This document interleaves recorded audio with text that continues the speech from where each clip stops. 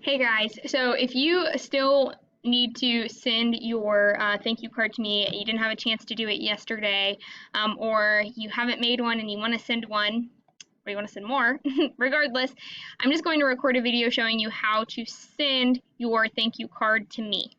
So at this point, you already have your finished thank you card that explains who you're thankful for, why you're thankful for them, okay? Once you have this, you're going to come up here to these three dots. You're going to click download. Okay. And then you can download it as PDF or you can download it as PNG. Either is fine. Okay. Then you will download. And then once it's done downloading, it should pop up down here for you.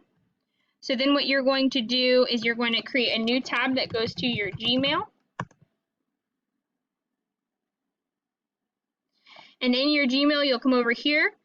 You will click Compose. And then you will type MS and you will find me here. It's Miss Stewart.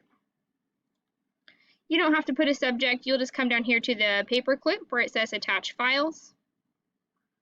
And in your downloads, if you put the click on Date Modified, it'll bring up your most recent one, which will be your card.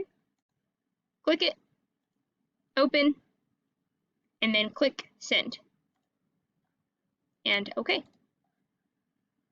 And then I have it.